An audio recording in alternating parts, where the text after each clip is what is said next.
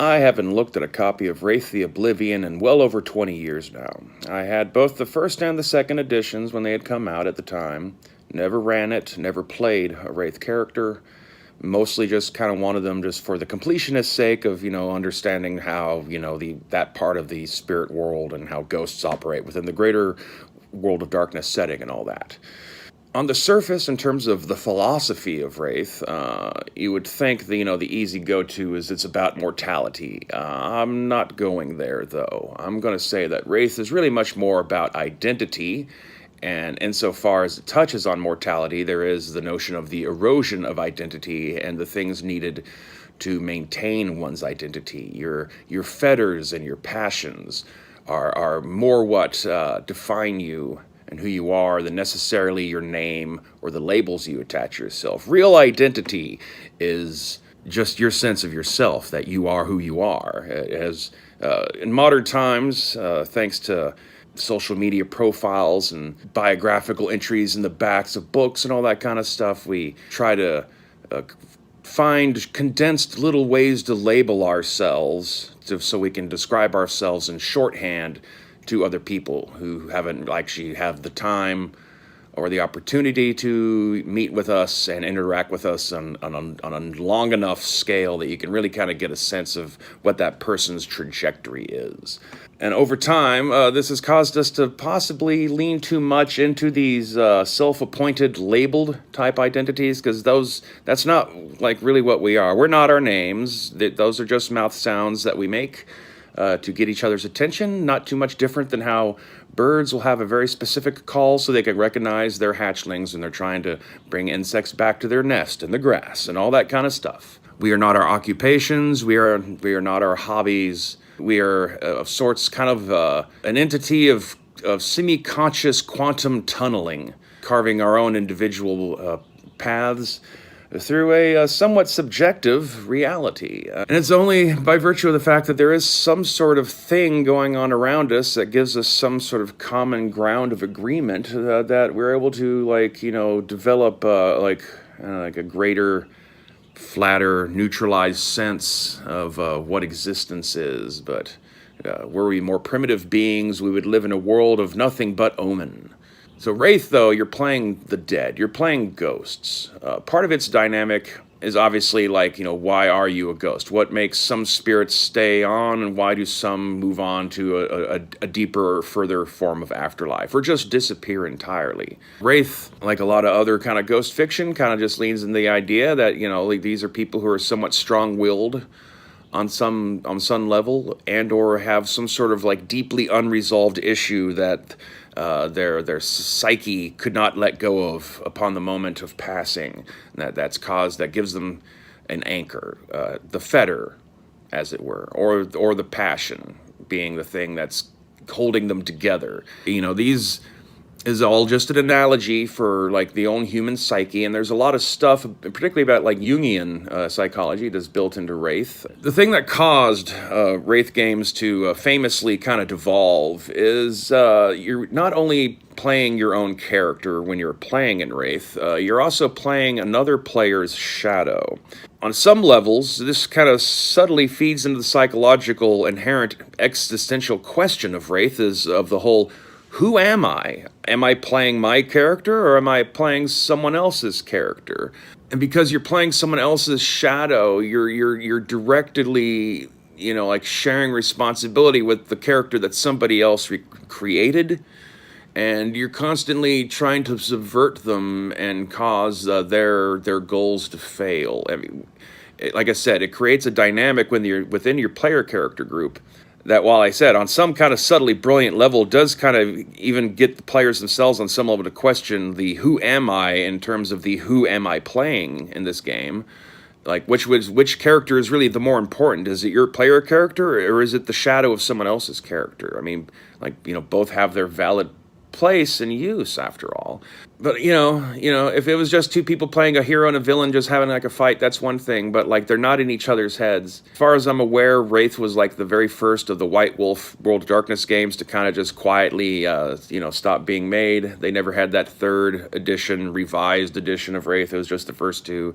Their last thing was I think was the Wraith: The Great War, which was a World War I version of Wraith. In doing so, when they removed Wraith from the setting, they at least acknowledged it within the setting, and there was the whole Tempest thing, Stygia and the Yellow Springs, and all that was just kind of like eradicated as part of like the ongoing ratcheting up towards whatever the apocalypse Gehenna event in whatever game line that you're running is heading towards, and would eventually like replace it with Orpheus. And in some ways I kind of feel like Mummy and Demon both kind of touch heavily upon the events that ended Wraith, so I kind of feel like in some ways they are Wraith's more direct inheritors. Like I said, like your identity is not all the things that you're calling yourself. It's just you. There was an episode of Babylon 5, famously, where Delenn is being questioned by the Vorlon to see whether or not she's got what it takes to, lead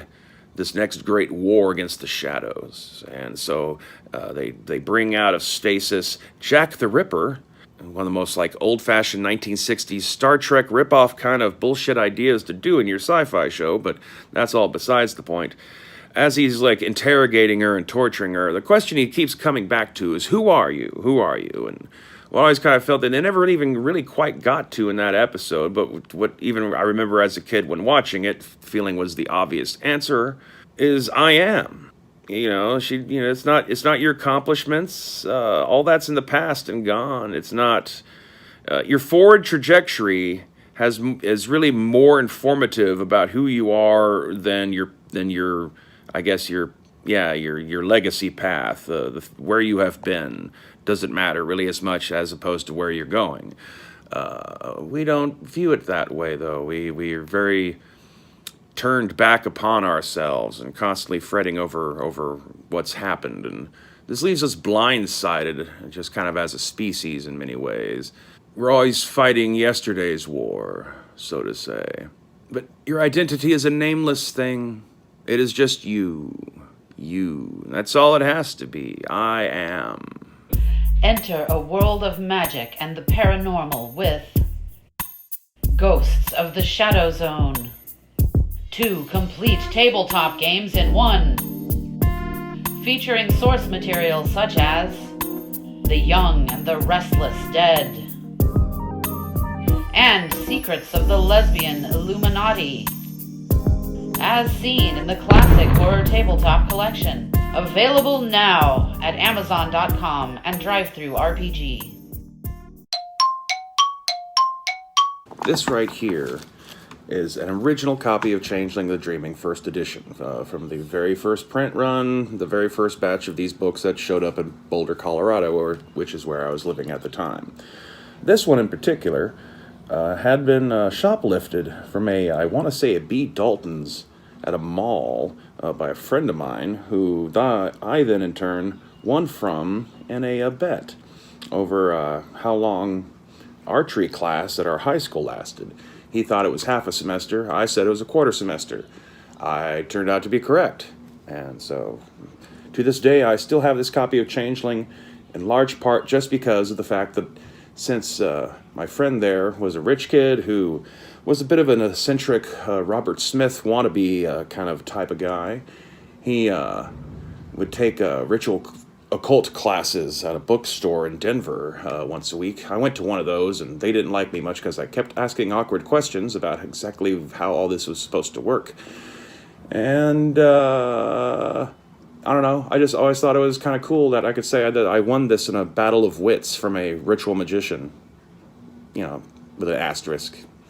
But anyway, Changeling the Dreaming. I've always kind of felt that low-key this is really the 90s World of Darkness's masterpiece, because while being dressed up in silly antics and bright colors, it really is actually their darkest game, because this is the game that's about death. It's written throughout the whole thing, the cycle of the history depicted in it, through the cycle of how changelings, go about their life cycle as they age, going from childling to wilder to grump. It's all about the inevitability of the end and the chill winds of winter, and that in the end, not only will you be gone, but you will be forgotten.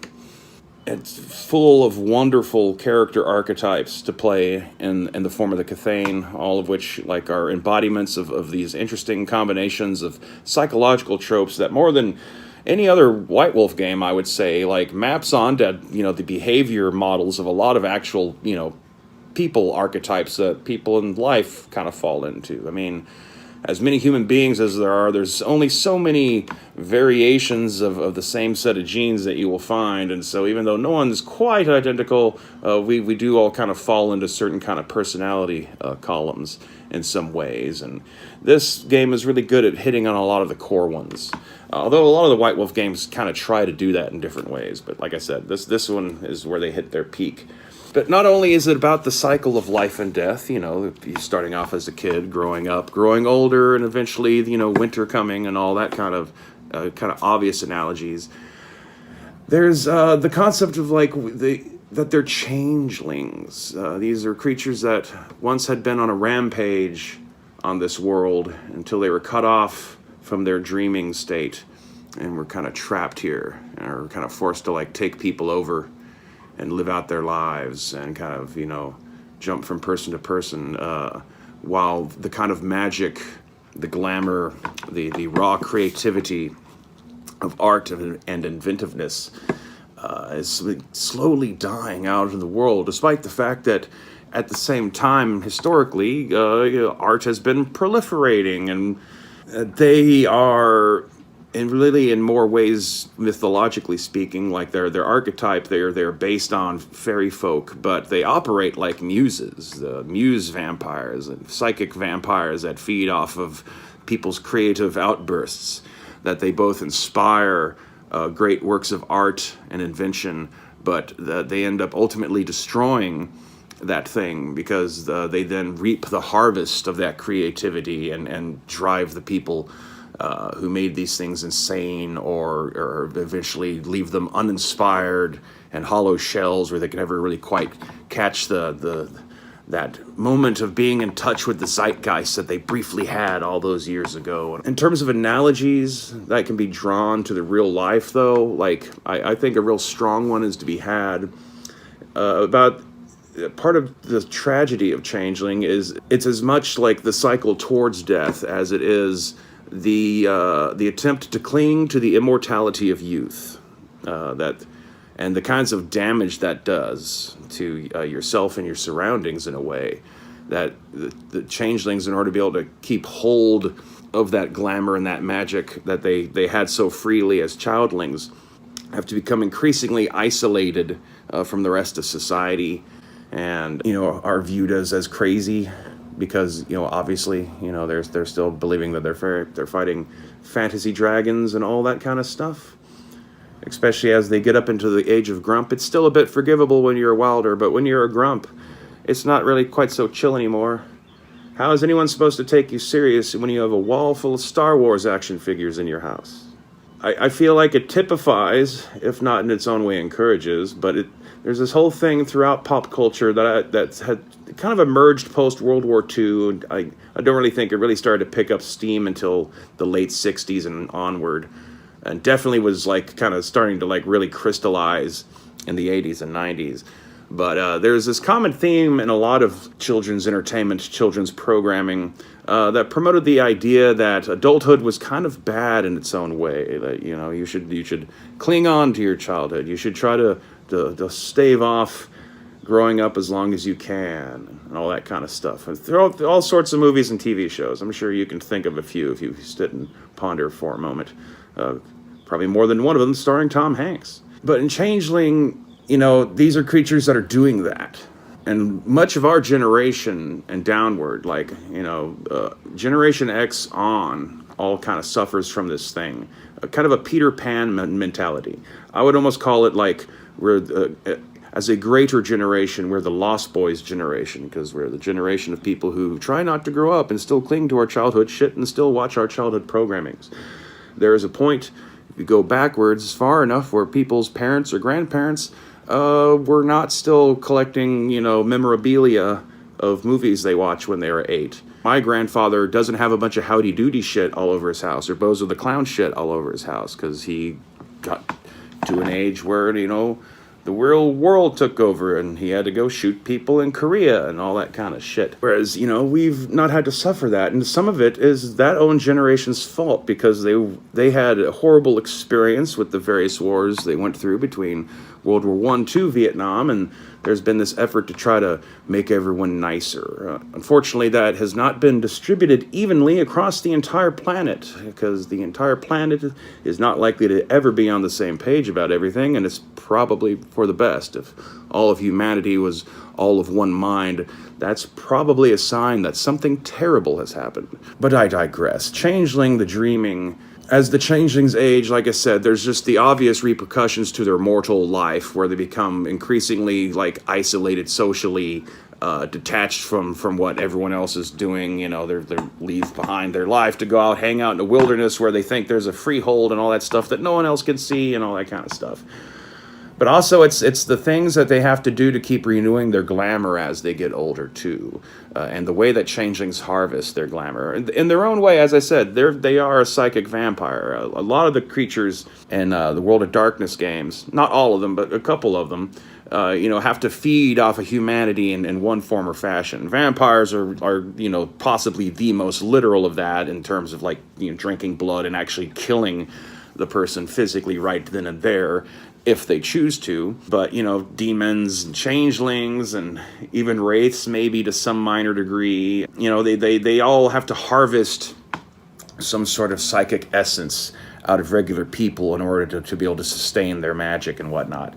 And the way changelings do it ruins people's lives. So on one hand, the isolation that they're having from, their jobs and families and people they know is kind of wrecking the lives around them just because they're off trying to, still maintain, this hold on their fairy soul that they had a stronger grasp on when they were young. They're literally ruining the very people they need to maintain the actual true art. And so maybe the analogy is because this is why art has become so commercialized and cynical. They're not violent. They're not, wrecking people in the way that werewolves can. They're not destroying reality itself in the way that mages potentially can and are. But they're taking the very thing that they love most about humanity and ultimately feeding on it just so that they can maintain themselves, and all they're really gaining for attaining themselves is just to live in a literal fantasy land away from those who are concerned about them in the real world. And are all of us adult fans of stuff are we changelings in our own way? In the distant future of 1999,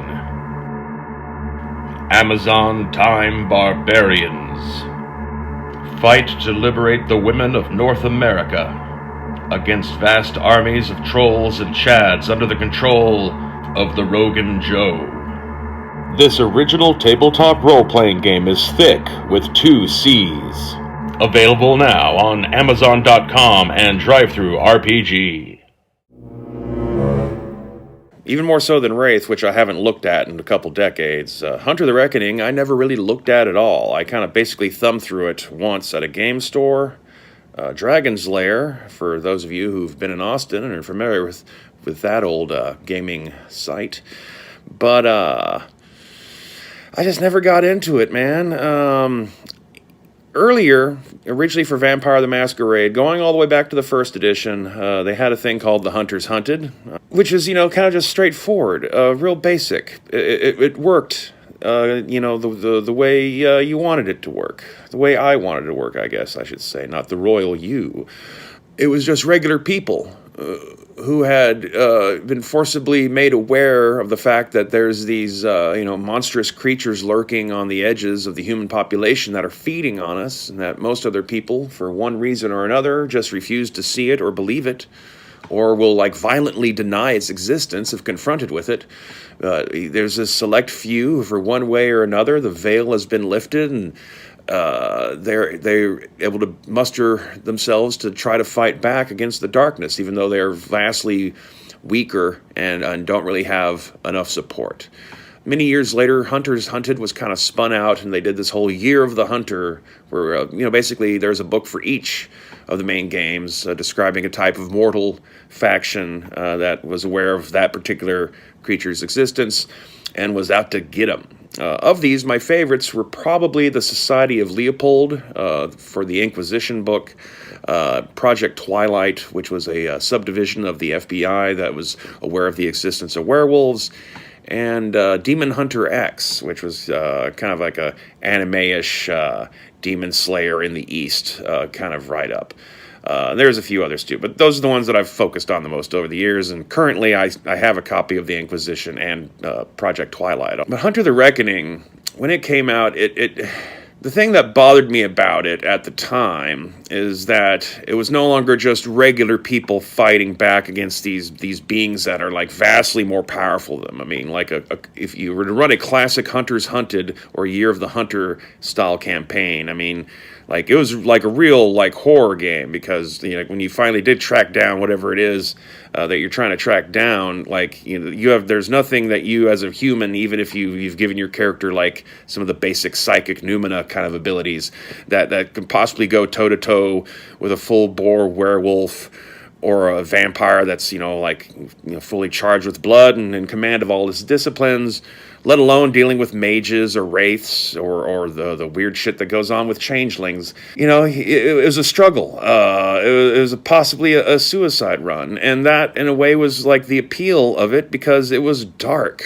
Hunter the Reckoning introduced this concept that something had happened where some humans had been imbued with power to fight back against the dark. And, that just basically just makes them another faction of supernatural creature then, in my regards, although perhaps like one that's more of an anti-magic flavor. Now, something that never really sank in on me back then, and I kind of feel doesn't really sink in on a lot of people with the World of Darkness, is that the primary supernatural faction is the normal human species. All human beings in the World of Darkness are mages. Just the vast bulk of them are asleep. And then you have these small populations within them that either have, lycanthropy genetics, so that occasionally some of them are born as werewolves or werecats or whatever.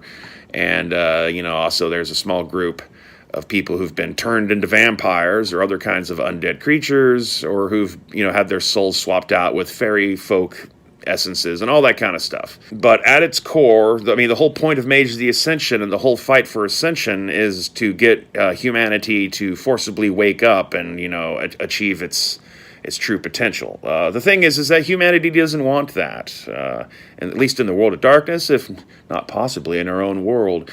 Humanity wants to stay asleep. They want to just focus on just have their normal little small lives and not have to worry about these greater, existential concepts that being an awakened humanity everyone would have to wrestle with constantly in order to be able to maintain any sort of sense of reality. Sleeping humanity, the apathetic humanity, holds the world together, shall we say. It is the power that most affects paradox. It is the rejection of, the supernatural nature that is manifested in the delirium. Humanity itself plays along with the masquerade. You can tell when someone's wearing a mask, but you're just going to ignore it and just pretend that's obviously not real. Humankind is very much aware of wraiths, and they just pretend they're not real, aside from a few kooks here and there who refuse to let go of it. So on and so forth. And in a way, I guess what I kind of missed about Hunter the Reckoning is that the whole idea that's, humanity has reached a tipping point where, there's been too much supernatural predation. Perhaps it's just that the supernatural populations have grown too big or something along those lines, but it's triggered like an immune response from the collective consciousness of humanity, which has, I guess, caused people who've been in particular positions or have had certain encounters to suddenly be triggered so that they have the power to fight back. Perhaps Hunter the Reckoning really just is kind of like the inverse of Mage the Ascension. Whereas Mage the Ascension is the quest to try to wake humanity up and fight for which version of reality, is going to, like, in the end win. Hunter the Reckoning is more about, like, that other side of the larger group of humanity that just wants to say, no, fuck you, I want my McDonald's and my Everyone Loves Raymond before I watch Johnny Carson and go to sleep. They just want to, like, go to work, come home, drink some beers, beat their wives, go to sleep. Like, that's, like, they're fine with that life. They don't want to have to think about all this shit. And so, what is there a tipping point in real life to be concerned about where there's too much agitation from the weirdos around the edges that will cause that central core mass of humanity to lash back out? Is that not perhaps in a way what we've already been seeing for the last few decades since, coincidentally, Hunter the Reckoning was put out? I guess that's for you to decide. But, like I said, I felt like I needed to at least address Hunter the Reckoning in this series, even though, like I said, under the caveat that it is the one and only White Wolf game that I never had a copy of or, studied to any degree or another. As I said, when I first encountered it, I just kind of thought it was lame because it's just turning human beings into yet another supernatural faction. Kind of like not seeing in the blind spot that, humans always were a supernatural faction. We are the dominant one, the most powerful of them all, and the greatest threat to the existence of all these supernatural beings that haunt us in the night, so to say. So, make of that as you will, and stay waspinated.